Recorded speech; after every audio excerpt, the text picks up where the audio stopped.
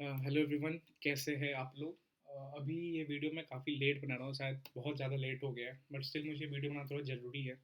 Because सच में आज थोड़ा सा पूजा का काम था, तो 7 बजे मैं उससे फ्री हुआ, फिर मैं सोचा कि वीडियो बनाऊंगा जस्ट, ठीक है। मैंने प्लानर एंड ऑल सब कुछ रेडी कर दिया था, जो मेरे से कांटेक्ट में थे व्हाट्सएप टेलीग्राम पे मैंने डाल दिया था, बट ठीक है। एंड उसके बाद जो कॉल्स आए मेरे पास, मतलब कॉल्स तो मेरे पास 5 बजे के बाद ही आना स्टार्ट हो गए थे, approximately 130 plus calls, miss calls and all, because कहीं ना कहीं 7 बजे बाद मैं फ्री हुआ तो जो कॉल्स ले पा रहा था मैंने लिया। सर, आज मुझे जाके ना थोड़ा सा लग रहा है कि शायद लक अच्छा था कि मैं नवंबर 20 एंड आज का पेपर नहीं दे रहा था। SFM पेपर वॉज टोटली, आप ये सकते हो समझ सकते हो, ड्रास्टिक। मतलब अगर मैं सच बताऊं, सर LDR से क्या था, देखो मैं अगर जिनका कॉन्सेप्ट अच्छा होगा ना वही आज अच्छे से खेल पाए होंगे। सर LDR से 40 मार्क्स था, ओनली 40 मार्क्स था। मैं बोलूँ 4 प्रैक्टिकल्स थे एंड 2 थ्योरी मार्क्स था, दो थ्योरी क्वेश्चन थे एंड 4 प्रैक्टिकल्स थे। वो भी 1B and 2B, I think मैं डिस्क्रिप्शन में डाल दूंगा। बट यस, LDR यहाँ पे शायद आपका सेवियर बन पाया होगा या नहीं पता नहीं, बट 40 मार्क्स का बस LDR से था। एंड रेस्ट 60 प्लस मार्क्स, कहीं ना कहीं हर क्वेश्चन में कुछ ना कुछ एडजस्टमेंट्स थे। मैंने फर्स्ट क्वेश्चन देखा, मेरा सच बता रहा हूँ, अगर मैं वो पेपर दे रहा होता ना, मेरा हालत ख़राब हो चुका होता। बट स्टिल अगर जिन्होंने पेपर दिया अगर एवरेज भी गया होगा ना, तो थोड़ा सा शांत हो जाओ। ऑडिट में 2 ढाई दिन आपके पास बचा है, प्लीज़ अच्छे से लग जाओ। आप उनका सोचो जो नवंबर 2020 पेपर दिए थे, वो भी पेपर ऐसा नहीं था कि ईजी पेपर था, वो भी बहुत टफ पेपर था। मगर मैं दोनों को लेवल डालूँ तो ये थोड़ा सा ऊपर ही होगा या इक्वल समझ लो। बट उसमें भी, उस अटेम्प्ट में भी स्टूडेंट सीए बने थे, उस टाइम में भी सीए क्वालिफाई किए थे, उस अटेम्प्ट में भी एसएफ में 40-45 पे जाके नंबर आया था। मेरा खुद के जो सीनियर थे वहाँ पे, उन्होंने पेपर अटेम्प्ट करके आए थे 56 मार्क्स का या 55 मार्क्स का अटेम्प्ट किया था। उनको 43 मार्क्स आया था उसमें, उन्होंने ग्रुप क्लियर किया था बिकॉज उनका एफआर पेपर ठीक ठाक था, ठीक है।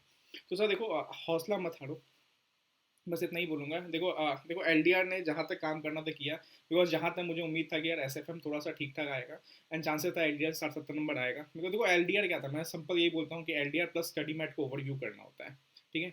अब यहाँ पे क्या था, स्टडी मैट के क्वेश्चन तो बहुत कम थे, शायद एक क्वेश्चन था जो LDR में कवर था। बट 32 और 40 मार्क्स का LDR से आ रहा है एंड 60-70 मार्क्स न्यू आ रहा है, तो सच में पेपर बहुत टफ है। या जो भी आप समझ सकते हो, एडजस्टमेंट्स नया आ रहा है। एंड जहाँ प्रैक्टिकल्स में एडजस्टमेंट्स नए आते हैं, दिमाग काम करना बंद कर देता है। मैं सबको बोलता था, मैं मेंटर शूज में बोलता था यार देखो, ऑडिट हार्ड आ जाए आप संभाल लोगे एक टाइम में, लॉ हार्ड आ जाए, मेरे टाइम में लॉ हार्ड आता मैं संभाल लिया था, 53 बने थे मेरे। बट मैं बोलता था यार मेरे टाइम में अगर SFM हार्ड आ जाता ना, तो शायद मैं भी बहुत टूट जाता। यस, आगे के एग्जाम तो जाता, लेकिन कहीं ना कहीं वो इम्पैक्ट बहुत गंदा डालता है जो आज के पेपर में होता। But still you all are warriors, ठीक है, थोड़ा सा फाइट करो। टफ सिचुएशन है। आगे ये मत सोचना कि मैं बस लॉ में एग्जामेशन सोचता हूँ, यहाँ से 3 दिन है, बहुत सारे कॉल्स मेरे पास है सर, मैं सिर्फ लॉ पेपर बैठने का सोच रहा हूँ। बिकॉज देखो एक पेपर तो टफ बनेगा, ये आपने सीए में आते फाइनल्स में आते आपको एक चीज़ पता था कि एक पेपर तो बनेगा सर टफ, जो सबके छक्के छुड़ाएगा।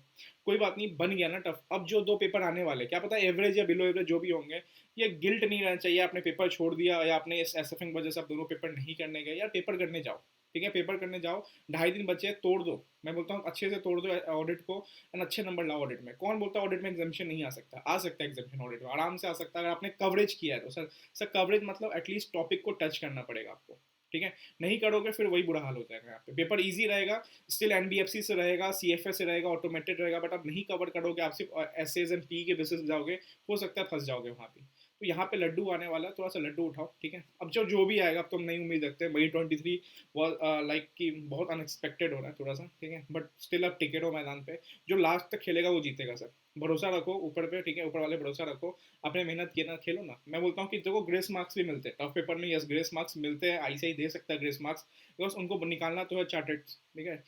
एटलीस्ट 5 से 10 हज़ार बीच में चार्टेड निकालने हैं, तो कोशिश करो कि आप खेलते रहो, मैदान में टिके रहोगे तो बहुत अच्छा जाएगा पेपर, ठीक है। थोड़ा सा लेट हूँ बट स्टिल अगर आपको थोड़ा सा इससे हेल्प मिल जाए, ठीक है। जिन्होंने वो LDR के 4 क्वेश्चन लगा लिए होंगे, थोड़ा सा वो सेफ साइड होंगे सर। देखो मैं अभी अगेन बोल रहा हूँ कि मेरे पास 2 ही रिव्यू है सर। मेरा कॉन्सेप्ट अच्छा था, मेरे को टीचर ने पढ़ाया, तो आज उन SFM के टीचर को जाकर थैंक यू जरूर बोलना, जिन्होंने आपको कॉन्सेप्ट बहुत अच्छे से पढ़ाया था। बिकॉज मेरे को बस 2 पॉजिटिव रिव्यू है सर। कुछ LDR क्वेश्चन आ रहे थे आज, कुछ LDR की वजह से मैंने कवर कर पाया टॉपिक्स। एंड वो जो मेरे SFM के टीचर्स हैं उन्होंने कॉन्सेप्ट क्लैरिटी अच्छा दी थी, तो मेरे को अच्छे से पेपर हो गया। मतलब ठीक ठाक हुआ पेपर, एकदम अच्छा तो नहीं, बट स्टिल मैंने 60-70 बीच में अटेम्प्ट किया है ठीक ठाक वाला, ठीक है। बट कहते कहते नहीं है, पहला क्वेश्चन ही इतना ड्रास्टिक आ जाए तो उसके बाद थोड़ा कॉन्फिडेंस लूज जाता है। अब तो देखो बहुत सारे ऐसा भी थे कि 32 नंबर का LDR था प्रैक्टिकल, बट स्टिल वो नहीं बन पा रहा था बिकॉज ये प्रेशर क्रिएट करता है ना कि आपको ऑलरेडी 4 क्वेश्चन ऐसे दिख गए जो समझ ही नहीं आ रहा क्या करना है, उसकी वजह से 4 और बर्बाद हो जाते हैं। तो जो ये क्लेम करते हैं ना यार 100 मार्क्स मेरे इस पे था, अरे कुछ नहीं था यहाँ से पेपर, ठीक है, पेपर बहुत नया टाइप का था, पेपर बहुत एडजस्टमेंट्स घुमाए हुए थे, पता नहीं पेपर क्या था। अब इसका जब सजेस्टेड आएगा तब इस पर कुछ आंसर बनेंगे या आपके एसएफएम टीचर्स पे आंसर बनाएंगे। बट कोई नहीं, हम आगे बढ़ते हैं, ठीक है। जब तक ये गेम चलेगा तब तक लड़ते रहेंगे, ठीक है। तो थोड़ा सा मैंने बता रखा है कि आज हो सके तो अपना प्रोफेशनल एथिक्स आपने खत्म कर दिया हो या जो भी है, लिस्ट देख लेना। बस अब मैं देखो ये लिस्ट तो शेयर करते करते लेट हो रहा है ऑलरेडी, 12 साढ़े 12 बज रहा, पर पढ़ाई पे लग गए होंगे। बट कोशिश करना कि ये टाइम स्लॉट दिया हुआ है, मैंने ऑलरेडी हर टॉपिक के आगे टाइम स्लॉट लिखा हुआ है, ठीक है, कितना टाइम कितने मार्क्स तक आने का है। तो इसको ध्यान रखते हुए आप ये शीट देख लेना, जैसे मैंने आपका टारगेट आज का दिया था, इसे मेंटरशिप स्टूडेंट्स मैंने बोल दिया था कि प्रोफेशनल एथिक्स कारो एंड ये 200 की कुछ सीरीज है, बिकॉज 200 700 इंपॉर्टेंट होता है, 22 मार्क्स का होता है। फिर PSU due diligence automated CFS company audit में एलएलपी डिविडेंड 141 143 144, फिर 700 की सीरीज, 700 की सीरीज से क्वेश्चन रहेगा ही रहेगा आपके लिए। फिर 6 मई को audit committee NBFC peer review insurance tax audit, इसमें इंपॉर्टेंट क्लॉज लिस्ट पड़ गया ना बिकॉज बहुत लेंदी है, आपको वहाँ पे काम आ जाएगा। एंड लाइबिलिटीज ऑफ ऑडिटर, ठीक है, कवरेज 20 से 22 मार्क्स। एग्जाम डे पे बैंक ऑडिट इंटरनल मैनेजमेंट, तो यहाँ से थोड़ा सा अल्टरनेट अटेम्प्ट्स पे आता है, 0 मार्क्स का, ये कभी कभी 4 मार्क्स से आता है, इसलिए इसको लास्ट में रखना। बैंक ऑडिट को ही लास्ट में रखना, स्टार्ट में करने लगोगे हो सकता है ये फॉरेक्स टाइप का है, बहुत लेंदी है, तो उसको लास्ट में थोड़ा थोड़ा देखो। इसमें ना अपने नॉलेज पे भी आंसर दे सकते हो कुछ, हाँ कुछ 8-9 टफ क्वेश्चन है जो यहाँ पे रटने पड़ेंगे, वो एलडीआर में कवर है, जिनके पास एलडीआर है आपके पास होगा, जो भी आपके ऑथर की बुकिंग होगी वहाँ पे आप करोगे, ठीक है। देन रिस्क मैनेजमेंट, ये इंपॉर्टेंट चैप्टर है, एक चैप्टर 2 और 3, देखो चैप्टर 2 को मैं साइड कर रहा हूँ अपने बेसिस से, आप डाल लेना, बट चैप्टर 3 तो करके ना, एक क्वेश्चन रहता है चैप्टर 3 से, 5-6 सिलेक्टिव क्वेश्चन इस चैप्टर में अच्छे से करना है। यहाँ पे देखो कवरेज करोगे तो एक सेफ साइड में रहोगे, ठीक है। ये देखो टफ पेपर में तो सेफ साइड में था अगर आपने कवरेज किया होगा, कॉन्सेप्ट ओके होगा। तो यहाँ मैंने लिखा है लिस्ट कि ये टॉपिक्स, सपोज देखो एक चीज याद रखो, ऑडिट हमेशा 2 पार्ट में कन्वर्ट करना, ठीक है। एक तो आ गया आपका कॉन्सेप्चुअल, कोशिश करो कि स्टार्टिंग डेज में कॉन्सेप्शन निपटा दो, बिकॉज वो दिमाग में सेट रहेगा। एंड रटने वाला टॉपिक्स थोड़ा सा लेट वाइज, मतलब आज और कल में कोशिश करो कॉन्सेप्शन खत्म, ठीक है। प्रोफेशनल एथिक्स 12 to 14 मार्क्स, कारो 5 मार्क्स, कंपनी ऑडिट 5 मार्क्स, ठीक है। ये ध्यान रखो ये कॉन्सेप्चुअल है, ऐसे थोड़ा सा कॉन्सेप्चुअल रहता है, रटना तो पड़ता है उसमें भी। And important tax audit clauses जो कॉन्सेप्चुअल है। सर रटने वाले टॉपिक्स ऑटोमेटेड, पीएसयू, सीएफएस, देखो ये 5-5 नंबर के आते हैं, और ये यहाँ पे आपने अगर अच्छे से गेम खेल दिया ना तो एग्जामिशन आपको आ जाएगा यहाँ पे। मैं खुद बता दूँ, मैंने 57 मार्क्स किया था, जो पिछले बार मेंटरशिप के स्टूडेंट थे उन्होंने 56-57 मार्क्स ऐसे से लाए थे। रीजन क्या था, ये कवरेज कर गया था, ठीक है, ये कवरेज कर गया था, किसी को एग्जामिशन भी थे। तो सर एक चीज ध्यान रखना, इन चैप्टर्स को प्लीज नेग्लेक्ट मत करना, इन चैप्टर को कवरेज करना, बहुत लिमिटेड क्वेश्चंस है। जिनके पास एलडीआर है वो प्लीज एलडीआर के सारे क्वेश्चन रट लो, या जो भी आपके टीचर ने ऑथर ने लगवाया होगा इंपॉर्टेंट क्वेश्चन रट लो। छोड़ना is not a good option, ठीक है, छोड़ना कभी भी सही ऑप्शन नहीं है। आप इतना कोशिश करो अच्छे से, ये A++ कैटेगरी, मतलब ये 5 नंबर के कोई चैप्टर से आता है तो ये वाला आता है, ठीक है। सर बात करते हैं एमसीक्यू बेसिस पे क्या इंपॉर्टेंट है। सर एमसीक्यू बेसिस सुन लो, यहाँ पे लिखा नहीं हूँ बट अगेन मैं कोशिश करता हूँ लिख देने का। सर टैक्स ऑडिट, इसलिए बोल रहा हूँ टैक्स ऑडिट की एप्लीकेबिलिटी बहुत इंपॉर्टेंट है, एक केस नोट बन के आ सकता है। सब पीयर रिव्यू, ठीक है, याद रखना ये बहुत इंपॉर्टेंट है एमसीक्यू केस नोट के लिए। ऑडिट कमेटी, ठीक है, audit committee and corporate governance. Bank audit, अब बैंक ऑडिट में ना बीच में कुछ पेजेस है, 3-4 पेजेस है जहाँ पे SLR रेशियो, LRR रेशियो देना पड़ता है, जिसमें फ्राइडे रिपोर्टिंग होती है। ये मेरे अटेम्प्ट में आया था, बहुत इंपॉर्टेंट है, मैंने लास्ट 1 घंटे ऑटो में था, मैं सुनते हुए जा रहा था, मेरे लिए वो गेम चेंजर था, ठीक है। 8 मार्क्स 6 मार्क्स का कुछ ऐसा ही क्वेश्चन आए थे। तो बैंक ऑडिट में ना बीच में जहाँ जहाँ नंबर्स या जो कॉन्सेप्चुअल है ना, जैसे SLR, ठीक है, LRR रेशियो, ये वाले टॉपिक्स बीच में आते हैं 2-3 पेज के, ये आपको देखना है कॉन्सेप्चुअल के लिए, अदरवाइज सारे क्वेश्चन थ्योरेटिकली आएंगे। और आपको और आपको और आपको और आपको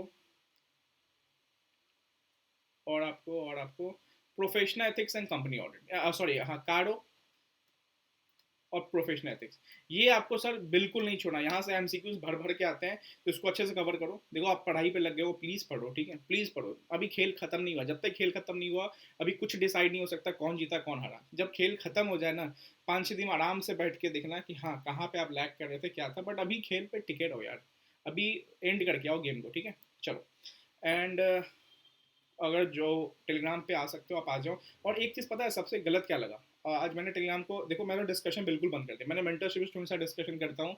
यहाँ पे क्या होता है टेलीग्राम में, फेक लोग आके यहाँ पे, और पेपर इजी 90 मार्क्स अटेम्प्ट, भाई तुमने पेपर दिया भी नहीं होगा, ठीक है। And 90 marks attempt, 80 marks attempt, इससे क्या हो रहा है, जो बच्चा पेपर दे के आया ना वो परेशान, यार ऐसा क्या आ गया जो इसने 90 मार्क्स का अटेम्प्ट कर दिया, 90 मार्क्स कंफर्म बोल रहा है, पेपर तो बहुत ईजी था।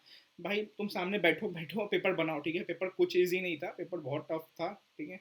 बट स्टिल अगर 40-50 के बीच में आपको लगता है कि आ जाएगा तो आप अच्छे साइड में हो। मैं बोलता हूँ 35 प्लस भी आपको लगता है ना तो ग्रेस मार्किंग से मिलने के चांसेस है, ठीक है। लेकिन पढ़ने बैठ जाओ, भूल जाओ। मैं बोलता हूँ ऑडिट में एग्जामिशन आ सकता है, लॉ में 50 प्लस ला सकते हो, कुछ भी होगा छोड़ दो ऊपर वाले पे, अब अपना पढ़ने बैठ जाओ। कर लिया ना जो करना था, एक पेपर टफ होना था इसी ने बना दिया, तो हो सकता है। देखो हमेशा हम क्यों एज्यूम करते हैं कि पेपर ऑडिट लॉ ही टफ होगा, यार एसएफएम भी टफ आता है, ये भी पता था हमें। एंड उस टाइम में नवंबर 2020 में भी आईसीआई में पास की नहीं किए थे स्टूडेंट्स, किए थे ना। तो थोड़ा बिलीव रखो कि यार नवंबर 20 में भी स्टूडेंट पास हुए थे, ऐसा ही पेपर का लेवल था। वहाँ भी 8-10 हज़ार सीए बने थे, तो हमें भी यहाँ पे चांसेस है मिलेंगे नंबर। हमने अटेम्प्ट किया है, ठीक है। छोड़ देते ऊपर वाले पे, हम देखते क्या हो सकता है, ठीक है। चलो ऑल द बेस्ट, ये डाउनलोड कर लेना, थोड़ा सा आपको आइडिया हो जाएगा, ऑलरेडी पढ़ाई पे लग गए होगे, तो एक आपको आइडिया हो जाएगा कि किस टॉपिक पे कितना टाइम देना चाहिए उस हिसाब से, एंड कौन सा टॉपिक कितने मार्क्स का है। तो आपको थोड़ा सा उस हिसाब से प्रिपरेशन करने में ईजी होगा। एंड अदरवाइज आप टेलीग्राम पे ऐड हो, कुछ कुछ उसमें इंपॉर्टेंट हम डालते रहेंगे सर, ये इंपॉर्टेंट चेकलिस्ट टाइप होता है, ठीक है। कि आपको एटलीस्ट देखना कि हाँ ये वाला क्वेश्चन सर ने डाला, दैट इज ओके, मैंने ये चेक कर दिया। जैसे कल ही मैंने एसएफएम की थ्योरी डाली, कुछ लोग चिल्ला रहे सर एसएफएम की थ्योरी आपके बुक उससे नहीं आई थी। भाई देखो एसएफएम थ्योरी न्यू था, बट स्टिल 8 मार्क्स की थ्योरी वहाँ से थी, प्राइसिंग वाला, सिक्योरिटाइजेशन वाला, एंड एक वेंचर कैपिटल का क्वेश्चन था वहाँ से, ठीक है। हाँ स्टिल और सब क्वेश्चन तो बहुत न्यू तरीके ड्राफ्ट किए, डायरेक्ट कुछ नहीं पूछा था, वेंचर कैपिटल वाले पूछा था घुमा के, बट यहाँ पर्सनल सोर्स ऑफ फाइनेंसिंग पूछा था, एंड सिक्योरिटाइजेशन पेपर वाला घुमा के पूछा था। बट 8 मार्क्स था वहाँ से। देखो पेपर जब हार्ड आएगा तो भाई साहब सबके लिए हार्ड है, पेपर सबके लिए नया टाइप का है, तो दिमाग क्या लगाना, पढ़ जाओ अगले पेपर के लिए, ठीक है। चलो ऑल द बेस्ट, पढ़ो यार, खेल खत्म करो पूरा, तब उसके बाद देखते हैं ना क्या होता है।